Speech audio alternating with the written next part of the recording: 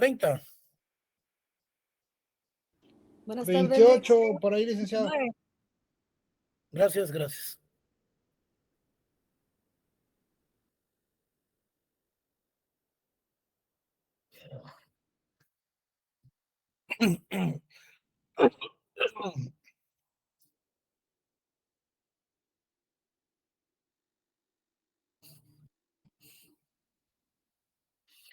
Está presente ahí la compañera Carolina Fuentes.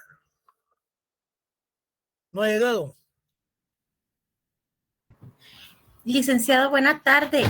La compañera Carolina me comentó que tuvo un problema médico. Puede ser que no se conecte hoy. Bueno, muchas gracias. Solo para decirle que su nota ya estaba anotada. Lo que pasa es que ya no había visto la cartelera de la facultad. Gracias, licenciado. Le voy a avisar. Yo creo que ya lo sabe. Bueno. Miren, jóvenes, antes de iniciar la cátedra, aquí sí que antes que todo, porque no he dicho nada. El día lunes, quiero decirles que el Consejo Superior Universitario dio asueto con goce de salario para todos los abogados de la universidad, porque el día domingo es el día del abogado. Entonces, el 24 es el día del abogado y el Consejo Superior Universitario pues dio asueto solamente para los abogados para el día 25. Quiere decir esto que no van a tener clases el día lunes. Como consecuencia, nos quedan únicamente la cátedra de hoy y la clase del próximo viernes. Porque el examen es de lunes en 8, o sea, el 2 de octubre. Ya con esa información vamos a principiar la clase. Miren, cuando nosotros nos referimos a hablar sobre lo que es el fuero agrario,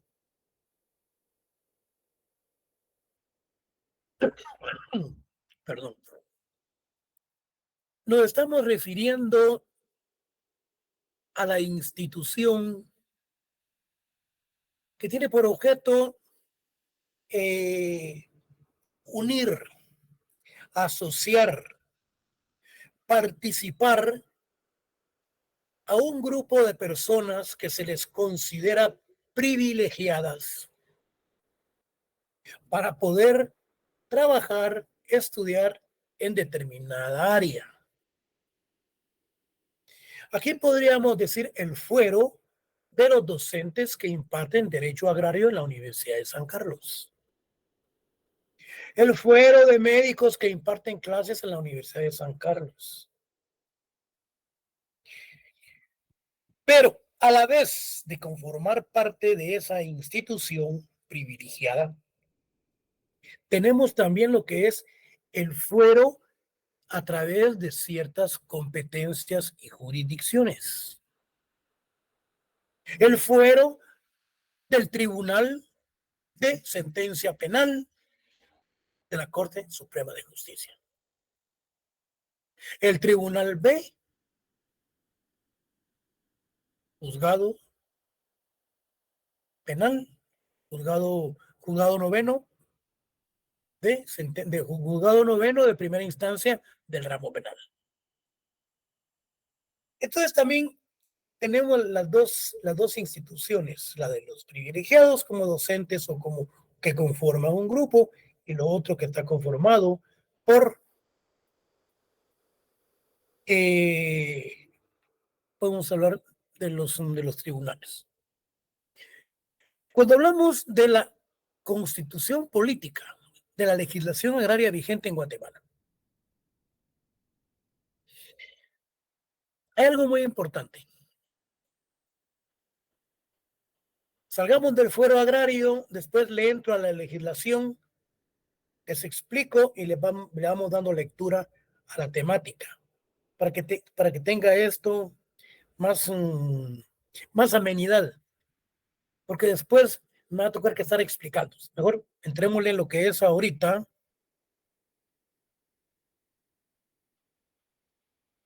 Lo que es el fuero.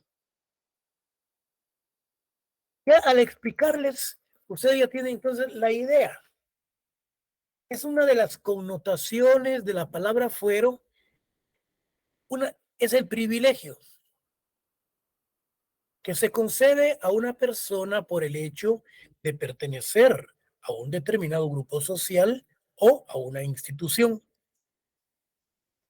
Significa lo que les mencionaba, jurisdicción de competencia, a la que legalmente están sujetas las partes en un litigio, a través de tribunales especializados en determinadas materias.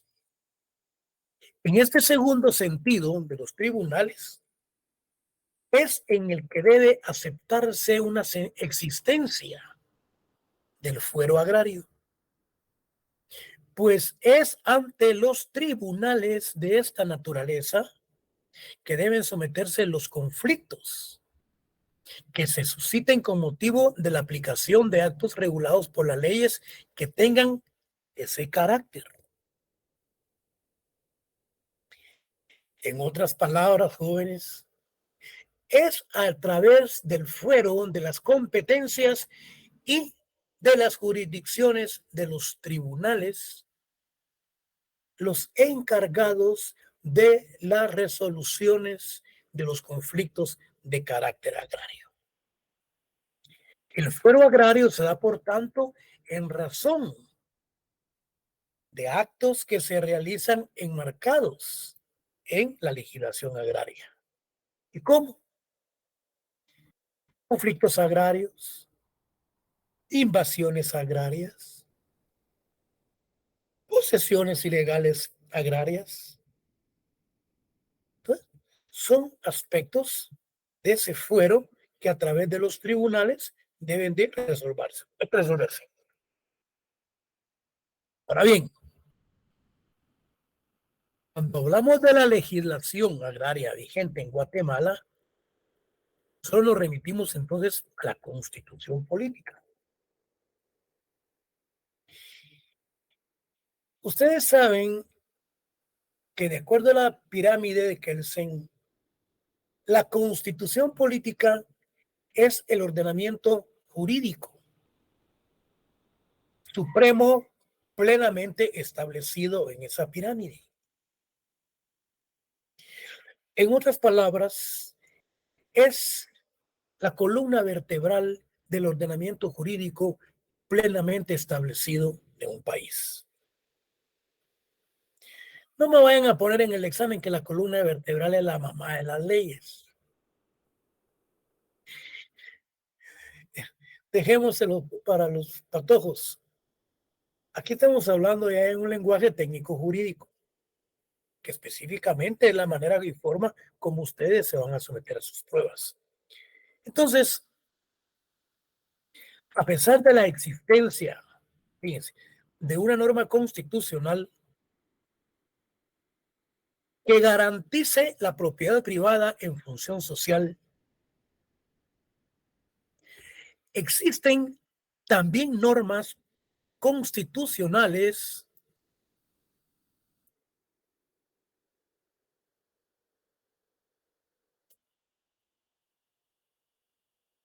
existen también normas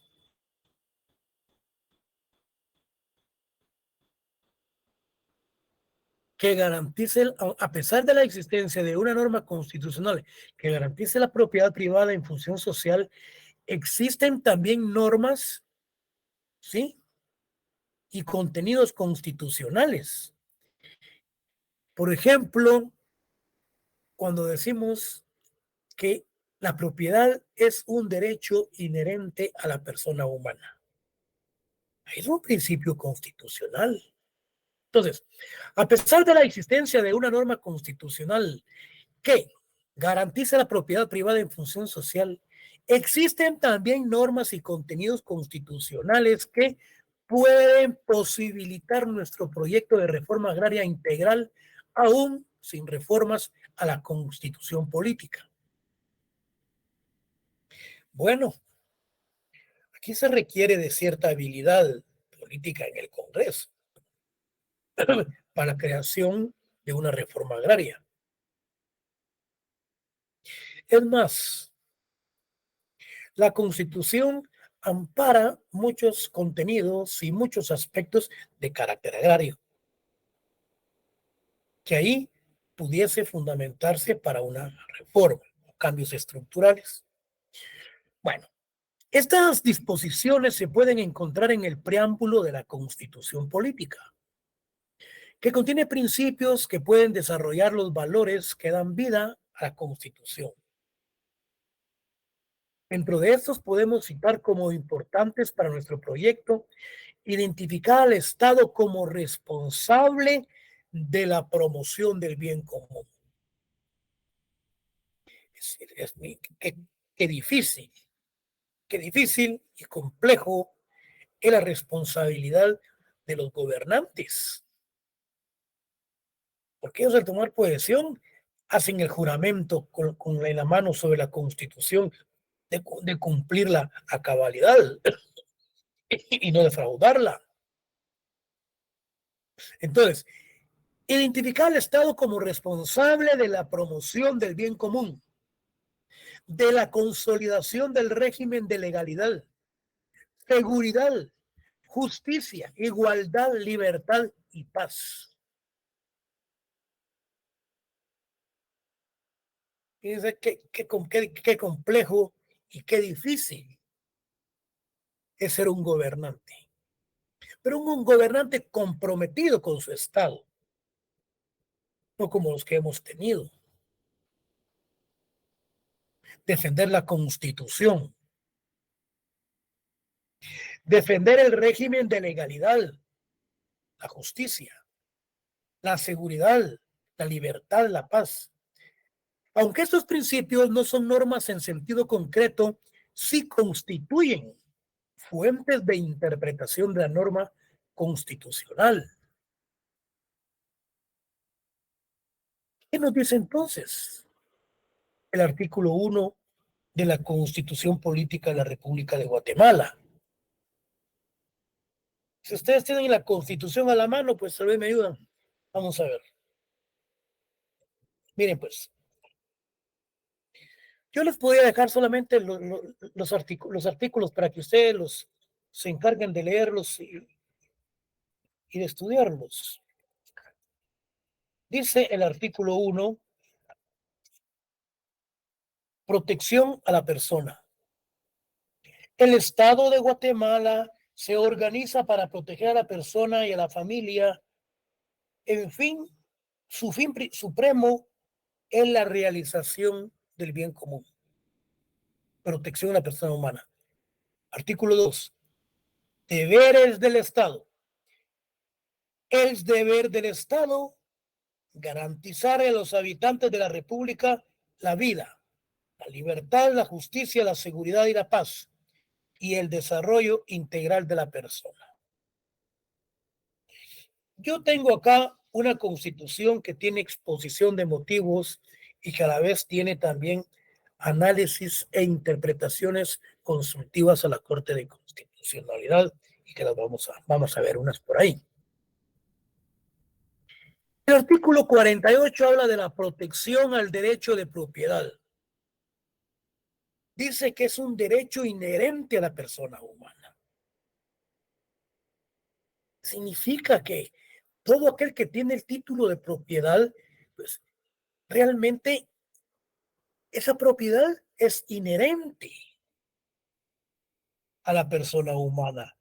¿Qué nos dice el artículo 44? Miremos.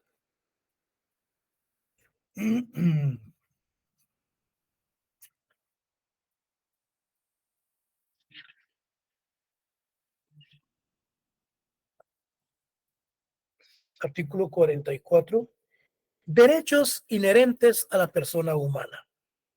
Los derechos y las garantías que le otorga la Constitución no excluyen que, aunque no figuren expresamente en ella, son inherentes a la persona humana.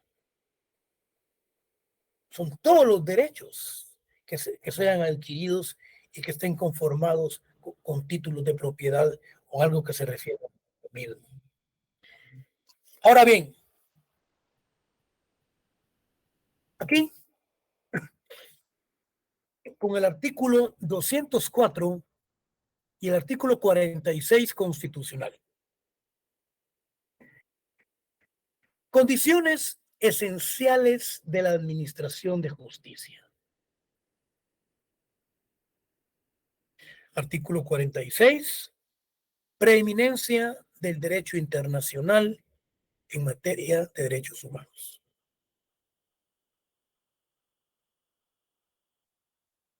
Llega el joven estudiante a su examen privado. Si se está examinando de derecho administrativo y el examinador le dice, ¿trajo su constitución o la dejó en su casa? Sí la traje. Mire, léame el artículo 204 y lea el artículo 46 y hágame una interpretación de cada uno de ellos. Vamos a principiar por ahí. Bueno, el artículo 204 dice que mire, el 75 creo que es de la ley del organismo judicial, no estoy muy seguro, pero ahí tengo cierta dudita que no lo he visto, lo voy a revisar.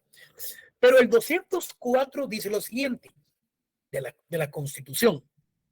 Miren, que todas las resoluciones, dice, dictadas por los órganos de justicia, tienen preeminencia, dice, no, prevalecen, dice.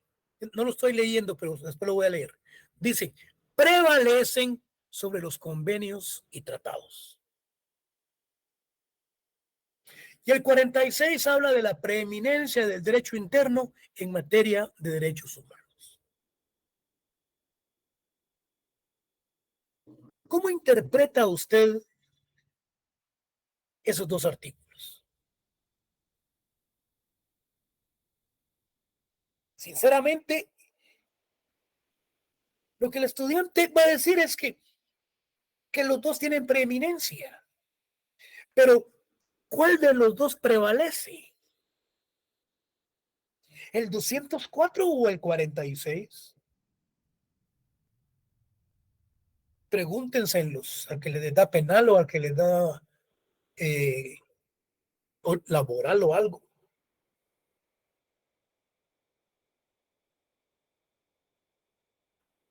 El Congreso de la República, ante este dilema, hace la consulta a la Corte de Constitucionalidad. En otras clases hemos dialogado que las resoluciones o sentencias dictadas por la Corte de Constitucionalidad, jóvenes, estas el 95, 96, 97% son de carácter político. Sí, no, que quieren quedar bien con uno y quieren quedar bien con el otro. Pero el estudiante, ¿qué dijo ante esa encrucijada?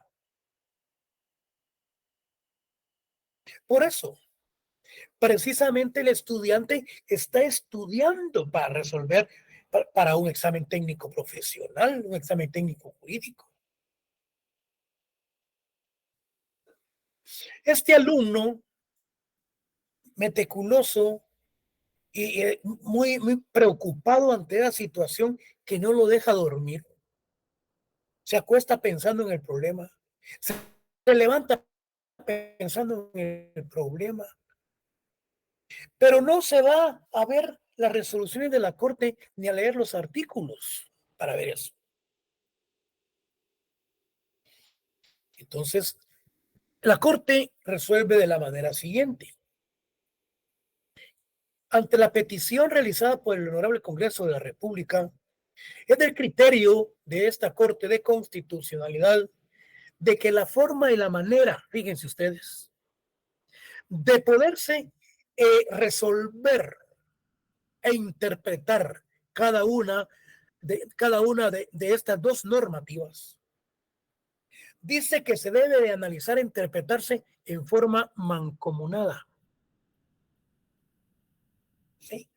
Y que cada resolución de cada una de ellas debe de resolverse sin discordia, sin ofenderse una de la otra. Que debe de existir armonía absoluta en sus resoluciones.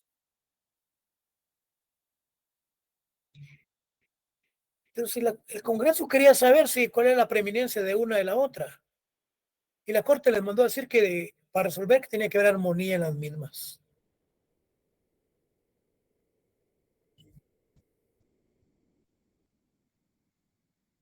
La situación es que las dos normativas son constitucionales y habla de la preeminencia. Entonces lo que dice la Corte es que debe de haber armonía y actuar conjuntamente en cada una de las resoluciones. Yo les puedo leer lo que dice la Corte. Dice, vamos a ver.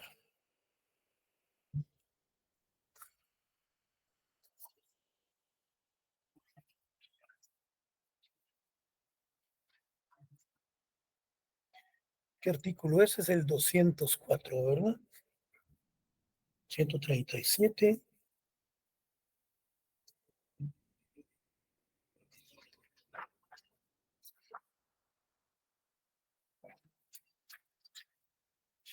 Miren lo que dice la Corte.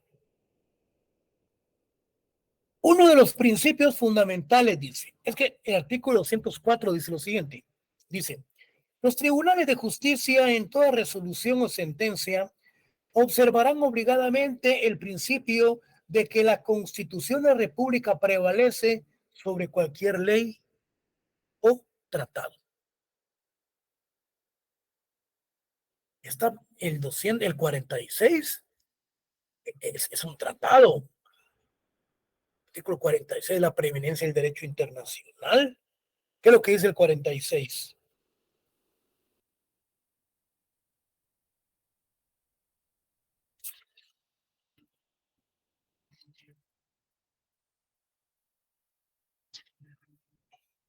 Treinta y ocho, 39, 39.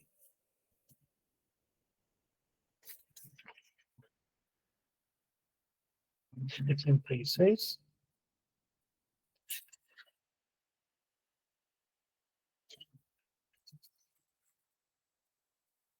Cuarenta y seis. Esta es mi Constitución, ya se me hizo un relajo. Permítanme. Dice el 46.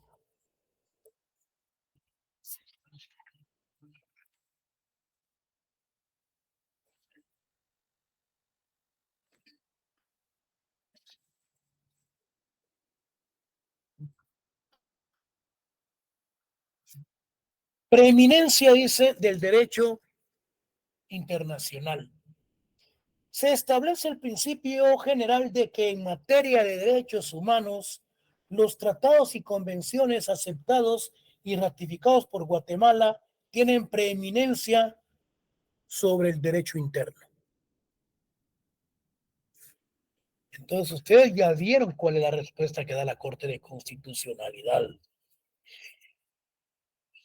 Y me quedé en que le iba a dar lectura a ese 204 que dice lo siguiente.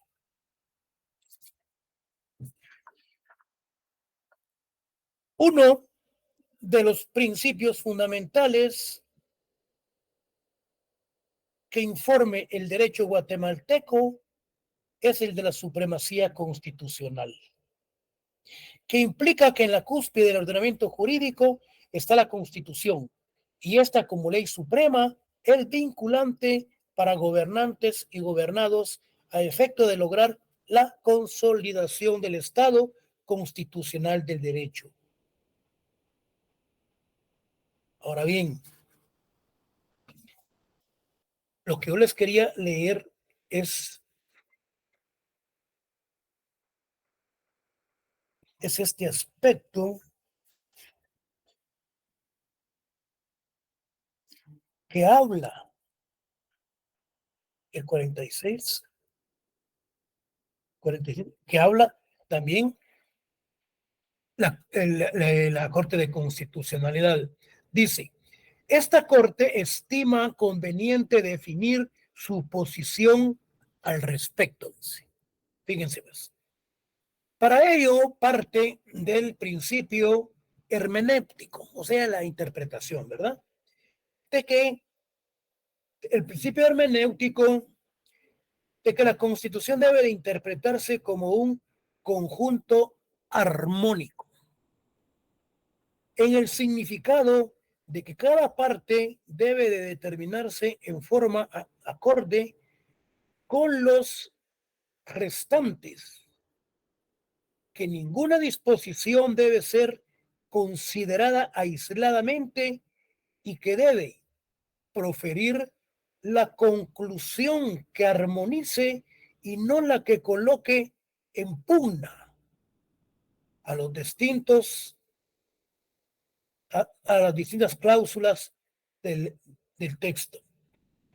En primer término, el hecho de que la Constitución haya establecido supremacía sobre los derechos internos debe entenderse, fíjense, como su reconocimiento a la evolución que en materia de derechos humanos se ha dado y que tiene que ser e irse dando, pero su jerarquización es la de ingresar el ordenamiento jurídico con carácter de norma constitucional que concuerde con su conjunto, pero nunca con potestad reformadora y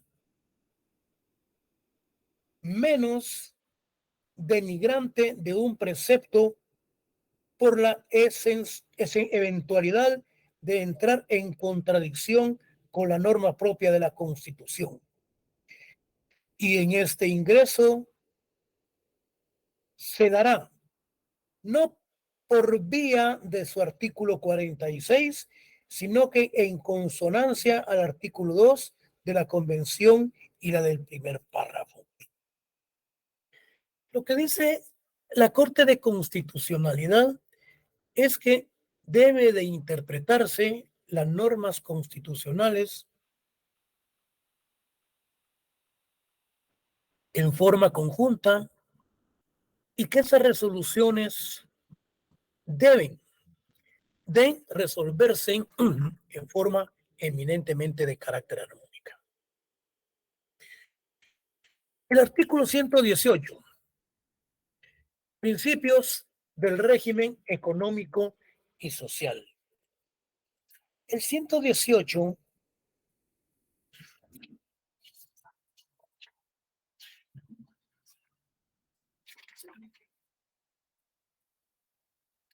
señala el régimen económico y social de la República de Guatemala se funda en principios de justicia social. ¿En qué se fundan los principios del régimen económico en Guatemala? Se funda y se basa en los principios de justicia social. Es decir, en la igualdad, en la equidad. Y el 67 se refiere a la protección a las tierras y a las cooperativas indígenas. El artículo 67.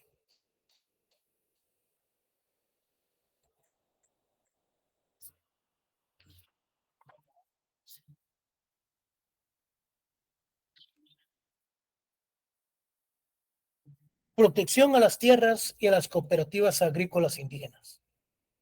La tierra de las cooperativas de las comunidades indígenas, cualquiera otras formas de tenencia comunal, colectiva, de propiedad agraria, así como el patrimonio familiar y vivienda popular, gozarán de la protección especial del Estado.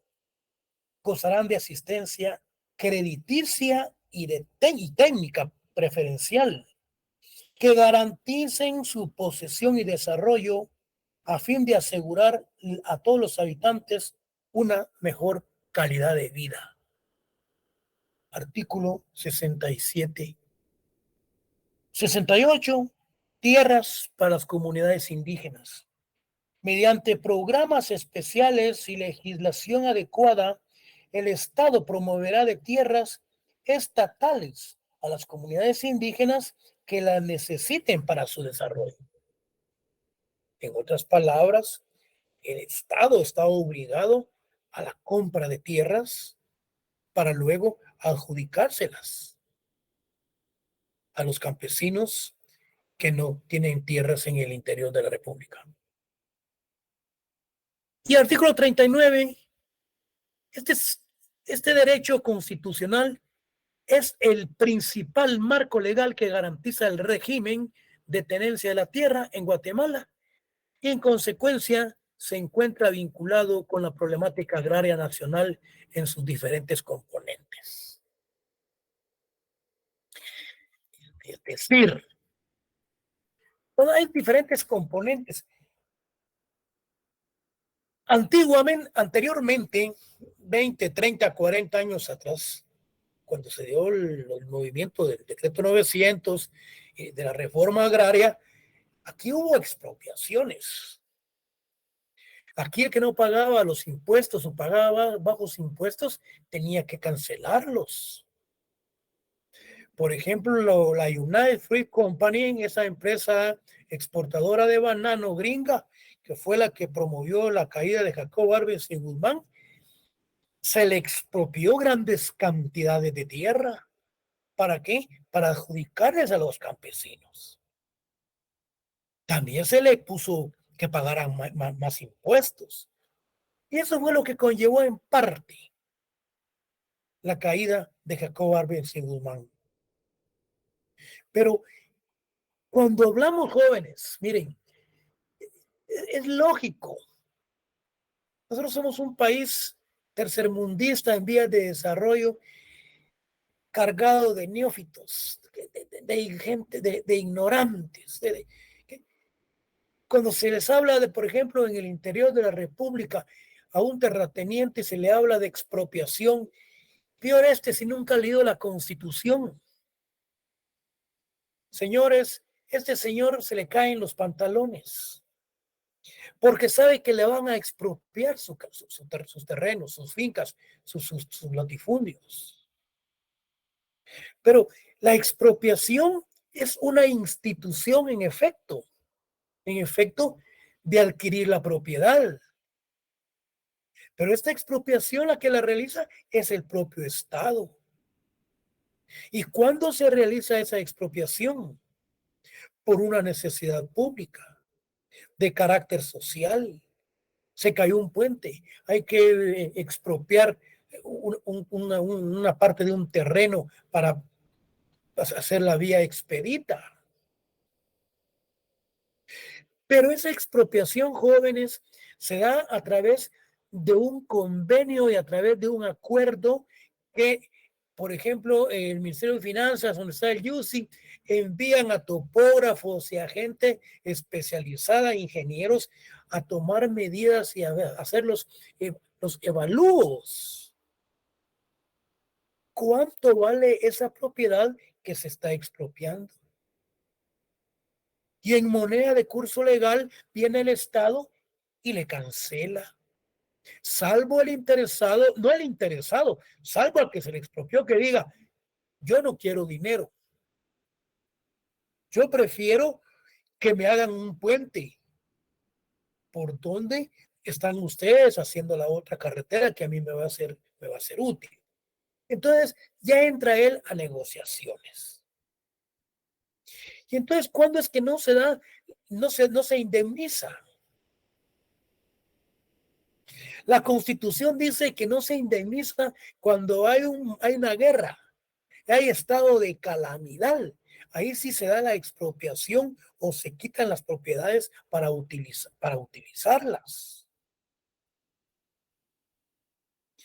Pero sí ahí se da la expropiación también cuando hay cierto tipo de tierras ociosas que no están siendo trabajadas y que el Estado sí tiene que reconocerles con respecto al precio de lo que se ha expropiado. En ese orden, nos dice el artículo 40 de la Constitución. A mí ya se me hizo chihuahuas todo esto. Dice, fíjense pues, en casos concretos, cuando hablamos de la expropiación, la propiedad privada podrá ser expropiada. En el examen, ¿cuáles son las causales para que se dé la expropiación? Aquí está. Uno, por razones de utilidad colectiva, beneficio social o interés público, debidamente comprobadas. La expropiación deberá sujetarse a los procedimientos señalados por la ley y el bien afectado se justipreciará por expertos, tomando como base su valor actual. La indemnización deberá ser previa y en moneda efectiva de curso legal, a menos que con el interesado se convenga en otra forma de compensación. Solo en caso de guerra, calamidad pública o grave perturbación de la paz, puede ocuparse o intervenirse la propiedad. Fíjense que aquí hay una pregunta de examen. ¿En, en qué motivos se da la expropiación y la cual no debe de indemnizarse? Bueno, yo les puedo poner por necesidad de calamidad pública, por beneficio social, interés público, o bien les puedo poner también por el caso de una guerra o por calamidad pública. Se las estoy anunciando. Entonces, solo en caso de guerra, solo en caso de guerra, pero que no vino a clase, no me la va a poder contestar. Solo en caso de guerra, calamidad pública o grave perturbación de la paz, puede ocuparse o intervenirse la propiedad. Fíjense que no les voy a poner expropiación, les puede poner en qué momentos puede ocuparse o intervenirse la propiedad. Sin previa indemnización es cuando hay guerra, calamidad pública. Pero esta deberá hacerse inmediatamente, después de que haya cesado la emergencia. Quiere decir que una vez haya cesado la emergencia, la guerra, la calamidad pública, debe de indemnizarse, dice. Pero esta debe de inmediatamente, se debe de realizar cesado la emergencia. La ley establece las normas a seguirse con la propiedad enemiga. Es decir, que se puede indemnizar posteriormente cuando haya terminado esos movimientos. La forma de pago de las indemnizaciones, fíjense, por expropiación de tierras ociosas. ¿Cuáles son las tierras ociosas? Ya lo vimos. Lo vamos a ver adelante. Son aquellas tierras que están sin trabajar. Bueno, será fijado la forma de pago de las indemnizaciones por expropiación de tierras ociosas, será fijado por la ley. En ningún caso el término para ser efectivo dicho pago podrá exceder de 10 años. Se les puede notar cuál es el plazo para el pago de las indemnizaciones cuando hay expropiación principalmente sobre tierras ociosas. El plazo será de 10 años. Sigamos. Bueno,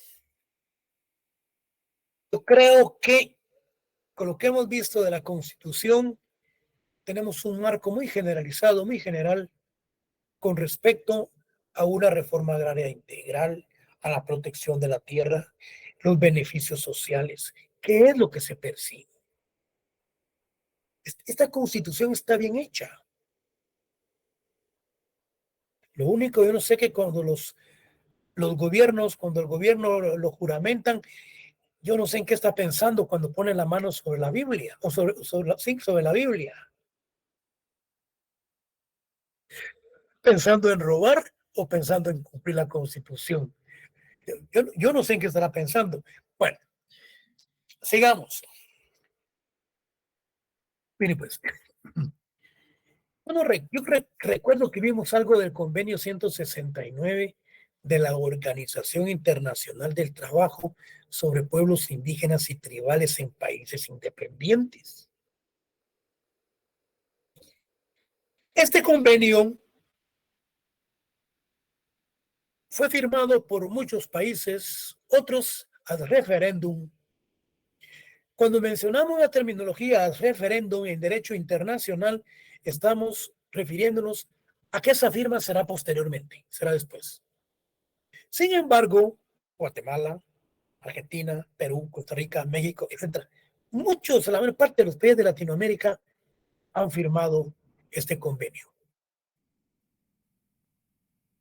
Pero, ¿qué es? ¿Cuál es su filosofía?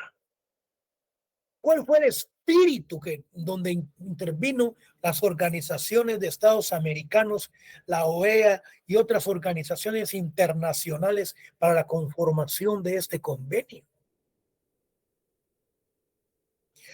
Uno, protección a los grupos indígenas y tribales. En el día del examen se les pregunta a ustedes, ¿quiénes son los grupos tribales? Son aquellos grupos indígenas que llegaron a ocupar ciertas tierras en donde permanecían ya otros grupos indígenas. Esos son los tribales. Entonces, este convenio, su espíritu y su filosofía era la de proteger la cultura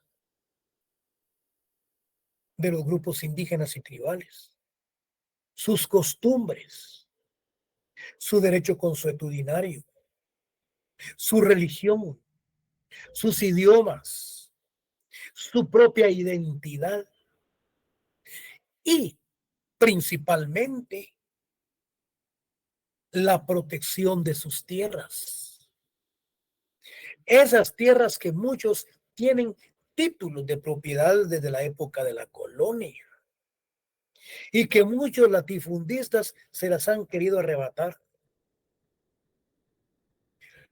Con esos objetivos es que se creó este convenio 169. Aún hay más.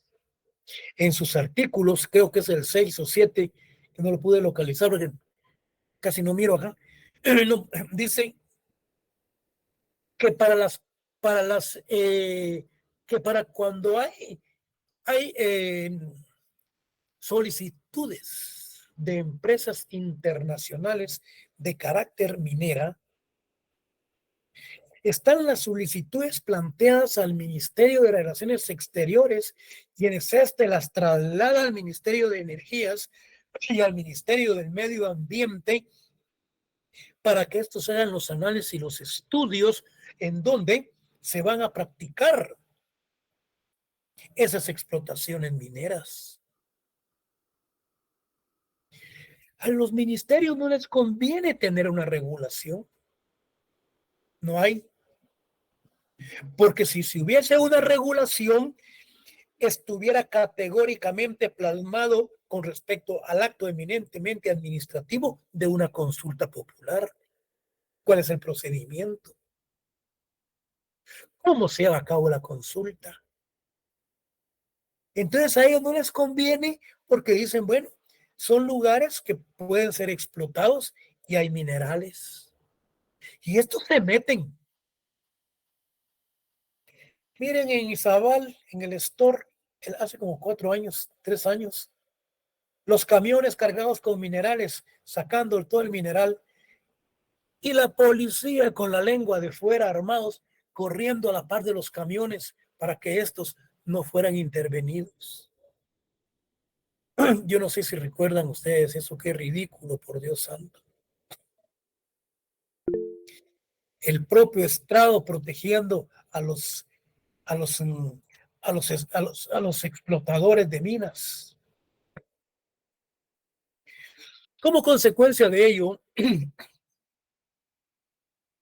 hay muchos expedientes en la Corte de Constitucionalidad que no les han dado trámite porque han interpuesto amparos que no quieren esas empresas explotadoras mineras porque están contaminando el agua, se están enfermando los niños, se están contaminando los padres de familia. Es un caos en esos sectores. Uno de los últimos casos, el año pasado, si no estoy mal, en Asunción Mita estaban intrometiendo ya una empresa de explotación minera. ¿Qué sucedió? En Asunción Mita, lo que hicieron fue lo siguiente. No se dio una consulta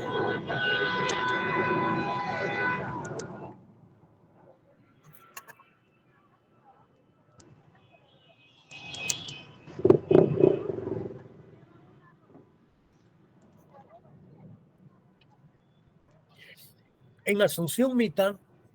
Lo que se llevó a cabo fue un evento a través de una consulta, pero fue a través del voto. Y el voto dijo que no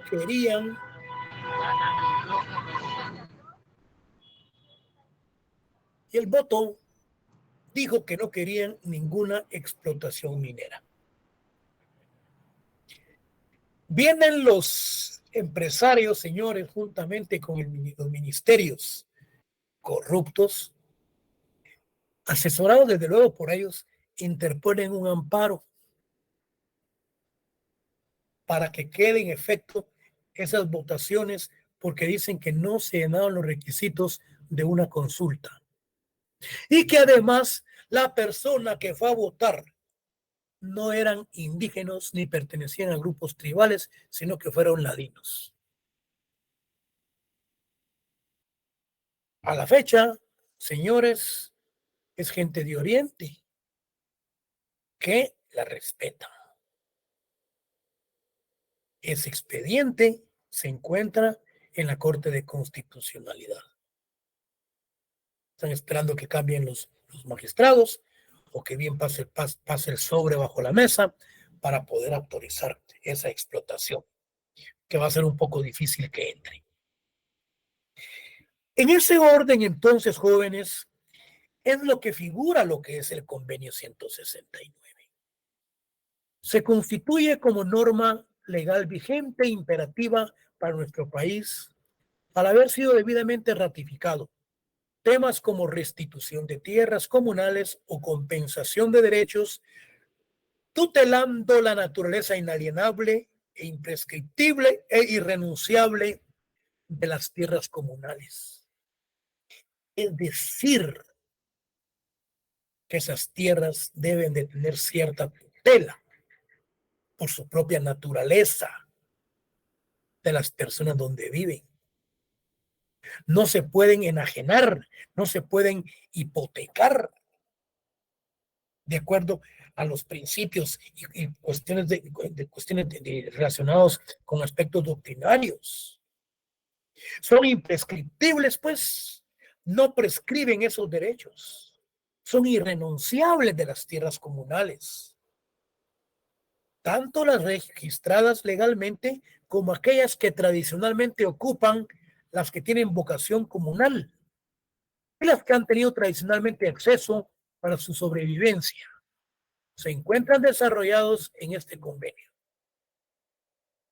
Y estas las tenemos reguladas principalmente del artículo 1 al artículo 17. Yo voy a tratar eso, Ustedes métanse a internet y por lo menos bajen esos artículos del 1 al 17 del convenio 169. Oigan lo que dice el artículo 1. Dice, obligaciones de respetar los derechos. Los estados partes en esta convención se comprometen a respetar los derechos y libertades reconocidas en ella y a garantizar su libre y pleno ejercicio a toda persona que esté sujeta a su jurisdicción sin discriminación alguna por motivos de raza, color, sexo, idioma, religión, opiniones políticas o de cualquier índole, origen nacional o social, posición económica, nacimiento o cualquier otra condición social. Es muy completo. El artículo 2 habla del deber de adoptar disposiciones del derecho interno. El artículo 3, derecho al reconocimiento de su personalidad jurídica. El 4, derecho a la vida. El 5, derecho a la integridad personal. 6, posibilidades de la prohibición de la esclavitud y servidumbre. Nadie puede ser sometido a esclavitud o servidumbre, y tanto estas como la trata de esclavos y trata de mujeres están prohibidas. ¿Qué es el artículo 4? Derecho a la libertad personal. Toda persona tiene derecho a la libertad y a la seguridad personales. Artículo 7. Artículo 8. Garantías judiciales. Toda persona tiene derecho a ser oída con las debidas garantías y dentro de un plazo razonable por un juez o por un tribunal competente, independiente e imparcial, establecido con anterioridad por la ley.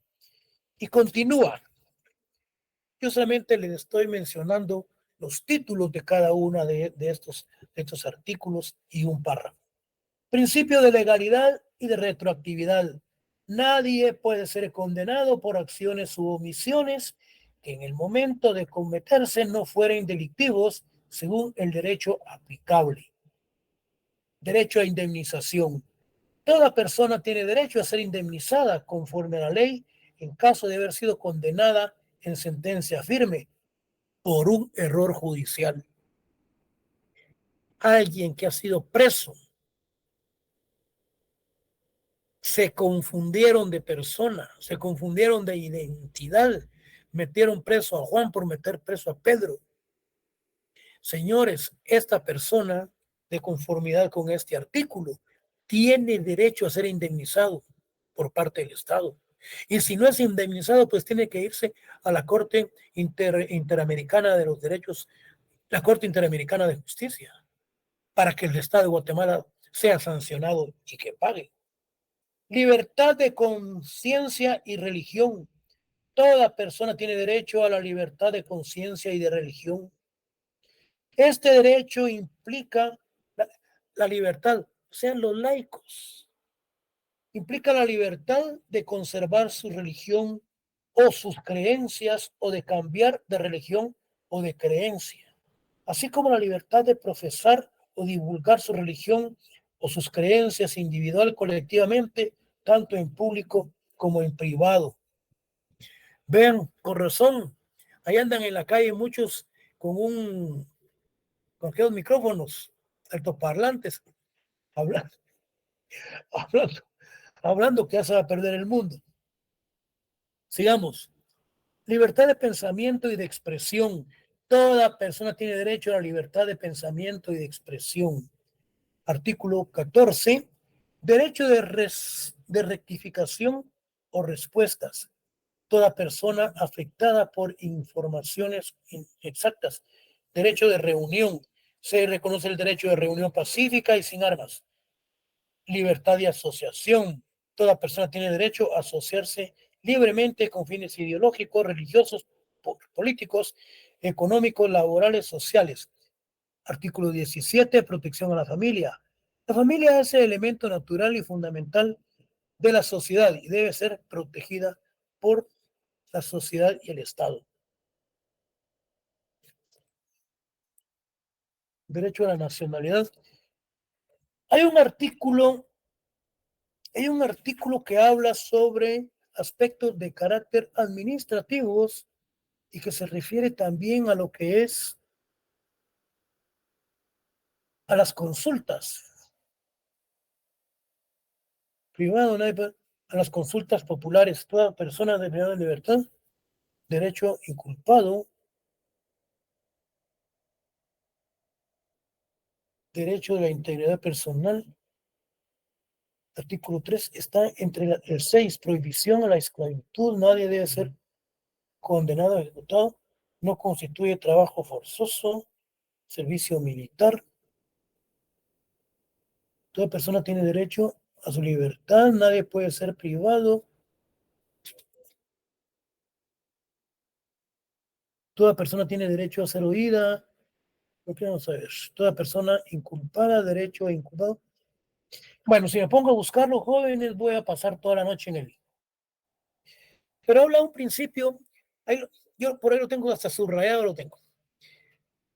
Regula que dentro de los actos de carácter administrativo de este convenio se regulan específicamente, no dice se regula porque no tiene regulación, dice debe de tratarse en cuanto a las resoluciones de carácter en forma administrativa, resolver asuntos de su competencia administrativamente cuando se trate de las consultas populares. Ahí lo voy a buscar despacio. Me está costando tanto que creo que lo voy a poner en el examen. Ahí lo voy a leer completo. Sigamos. Entonces, por último, tenemos lo que es la ley de transformación agraria.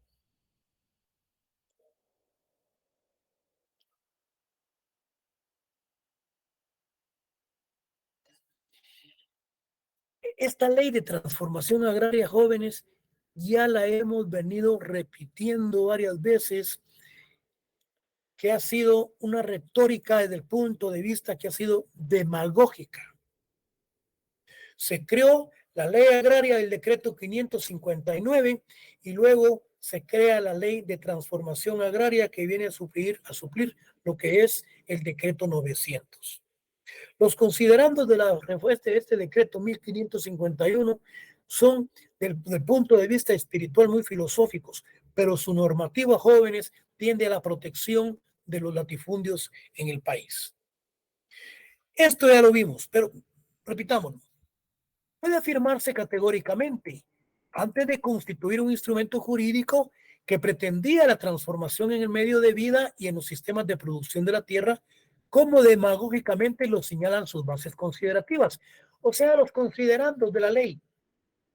Pero en su articulado lo niegan todos los considerandos y muchos propósitos que deberían resolverse esencialmente. Es decir, que su parte considerativa, su espíritu, su filosofía no coinciden con su articulado. Al hacer un análisis de la ley desde el punto de vista económico-social con vigor académico, sus creadores, los diputados, no pusieron atención al problema esencial del medio agrosocial. Lo peor es que distorsionaron la verdad y dieron armas a los latifundios criollos y extranjeros para mantener en ociosidad la tierra que tanto necesita nuestra raquítica economía, a efecto de lograr su desarrollo y sacar al país del marasmo en que se encuentra. Bueno, la ley de transformación agraria hace de menos entonces dos aspectos, o los problemas más relacionados que se refieren al minifundio y al latifundio. Olvida las condiciones inhumanas en que viven las masas campesinas. En definitiva, el pomposo nombre que ostenta realmente es una cruel ofensa a los derechos democráticos de la sociedad moderna, ya que en sus núcleos populares aspira al menos, bueno, como la Constitución lo dice, al dotar de tierras, aspira al menos a que no nos muramos de hambre. Los mayores perjuicios ocasionados por la contrarrevolución fueron sufridos de los campesinos. a quienes se les arrebató inmediatamente las tierras que les habían sido adjudicadas. Para sustituir la legislación agraria reformista, se promulgó entonces el Estatuto Agrario del Decreto 559, legislación que, sobre el papel e hipotéticamente, perseguía algunos fines similares al Decreto 900. En tanto, se buscaba aumentar la productividad de las unidades agrícolas y mejorar el poder adquisitivo campesino. Pero la realidad fue otra, porque al devolver las tierras a sus antiguos propietarios, los fines señalados se convirtieron en una mera retórica. Es decir, por ejemplo, los ofrecimientos que andan haciendo los políticos, que jamás lo van a cumplir. Entonces, fue una retórica, una gran demagogia. Esta ley 1551, ley de reforma agraria. Se refiere entonces a la necesidad de crear zonas de desarrollo en las áreas rurales, cuya finalidad era potenciar el mercado de tierras y evitar los conflictos en el campo. Para ello se siguió integrando algunas de las tierras para establecer nuevas propiedades y comunidades agrarias. No obstante, su impacto fue escaso, afectando las medidas a menos de 300,000 manzanas y beneficiando a 32,000 campesinos. Entonces, la ley de transformación agraria, su contenido esencial descansaba principalmente en los siguientes puntos, porque ahora fue absorbido por el Ministerio de Agricultura, Ganadería y Alimentación. La creación del Instituto Agrario, ¿qué más? Impuestos por extensión de tierras ociosas, creación de zonas de desarrollo agrario, Mazatenango, Huehuetenango, La Máquina, etcétera. Ahí hay zonas de desarrollo agrario. ¿Cuáles son las zonas de desarrollo agrario? Hay unas de Huehuetenango y que van a parar hasta Puerto Barrios, por todo lo que es la franja transversal del norte. Ahí vamos a ver. Adjudicación de la tenencia de la tierra bajo el patrimonio familiar, explotación mancomunada, la normativa sobre arrendamiento de tierras, normativa sobre los bienes, reservas de la nación, terrenos baldíos, normativa para la declaración y los trámites, es decir, en cuanto a exceso de tierras, y otras disposiciones que regulaba la ley. Se desarrolló entonces en un contexto contrarrevolucionario que anulaba casi por completo los postulados reformistas y las condiciones favorables a la transformación de la estructura agraria del país. Se estableció por la necesidad de aliviar las condiciones de pobreza existentes en las comunidades campesinas y de este modo evitar la conflictividad en el campo. Se trataba de una ley inspirada en la doctrina social de la Iglesia Católica. Es decir, que esos principios que se consideran en su parte eminentemente considerativa viene de la doctrina social de la Iglesia Católica, pero su normativa no coincide un 100% con sus considerandos. Entonces, esta doctrina social católica, influida también por el programa de la Alianza para el Progreso, suscrito en los más conflictivos años de la Guerra Fría. Suscrito entonces ese decreto 1551, suscrito en los más conflictivos años de la Guerra Fría. Todos en clase y escuchando conferencias inician a hablar sobre la Guerra Fría. ¿En qué consistió la Guerra Fría? Esta inicia cuando termina la Segunda Guerra Mundial, pero se da por movimientos de carácter social, económico, político y cultural entre Estados Unidos y la Unión Soviética. Ahí no hay pierde. Entonces, liberado por los Estados Unidos y el bloque del Estado occidental de la Unión Soviética. Entonces, la ley fue inoperante en muchos de sus postulados, el decreto 1551, particularmente en lo que concierne al pago de impuestos por poseer tierras ociosas, y además no se conoce un solo caso de expropiación por el incumplimiento de lo preceptuado. ¿Cómo se iban a expropiar si se les acababa de otorgar las tierras a los criollos y a los extranjeros? Entonces, sería inaudito expropiárselas inmediatamente. La política, entonces, agraria se centralizó en el INTA, organismo burocratizado que carecía de su origen de la representatividad necesaria para impulsar el desarrollo rural. De este modo, la estructura agraria guatemalteca siguió siendo la misma, añadiendo dosis de descontento y razones por la conflictividad, por la anulación de adjudicaciones de tierras del gobierno reformista. Lo que nos remite lo que son esta ley, la ley de transformación agraria, el decreto 1551. Si nosotros miramos el artículo 12 de la ley, bájenla por internet, por favor. Tierras ociosas. Para los efectos de esta ley, se entiende por tierras ociosas las que carecen de cultivos o cuyos índices de ganado fueron inferiores a los que establece el reglamento respectivo y, en general, aquellas que permanecen en abandono o son objeto de explotación inadecuada o bien cuyo rendimiento es deficiente, atendidas a su extensión y condiciones. Tierras ociosas. Artículo 40. Habla de las zonas de desarrollo agrario. ¿Cuáles son las zonas de desarrollo agrario? Para los efectos de esta ley, se entenderá por zonas de desarrollo agrario aquellas áreas del territorio nacional de gran extensión, susceptibles de una profunda transformación de sus condiciones económicas y sociales, que exigen para su ejecución obras y trabajos complejos que, superando la capacidad privada, hacen necesario el apoyo técnico, financiero y jurídico del Estado.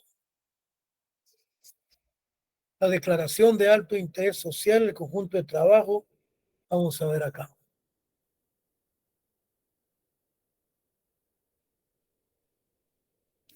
Podríamos mencionar con estas zonas de desarrollo agrario que inician en Huehuetenango, agarran toda la transversal del norte y todas esas zonas de desarrollo van a caer a lo que es Izabal.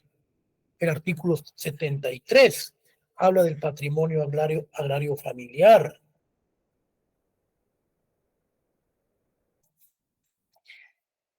Se los estoy leyendo, dice: el patrimonio familiar agrario constituye una empresa agrícola por la cual se adjudica un fondo rústico y otros bienes de producción a una sola persona como titular, con la finalidad de brindar una protección al hogar de dicha persona y en un medio de sostenimiento a su familia.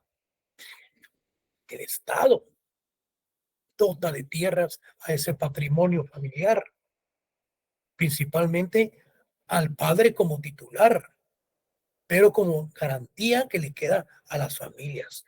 ¿Cuáles son las pérdidas de los derechos? Aquí es cuando se dedican, por ejemplo, que no se dedican al cultivo de las tierras, que las tierras las están utilizando para siembra de drogas.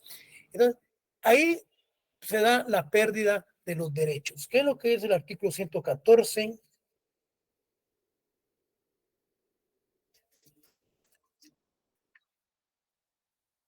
Dice: las pérdidas son causas de que determinan la pérdida de derechos a conservar los bienes constituidos en patrimonio familiar agrario. Lo siguiente dice: el abandono, destinar la tierra a otro fin, conducirse con notoria mala conducta, infringir las normas de cultivos, contravenir a los preceptos de la ley, comprobar con posterioridad a la adjudicación que la misma se efectuó con base a documentos falsos, faltar al pago de más de una amortización. Son pérdidas de los derechos que se dan. Y con respecto a los arrendamientos, no deben de pagarse más del 6%, el 142.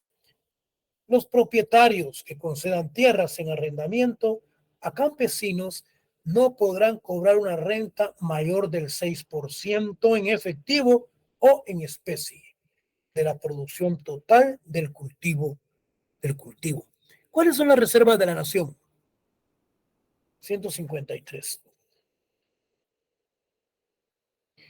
La nación se reserva para usos públicos la zona marítima terrestre de las costas de la República, o sea, una faja de 3 kilómetros de ancho, medidos desde la orilla superiores de los océanos.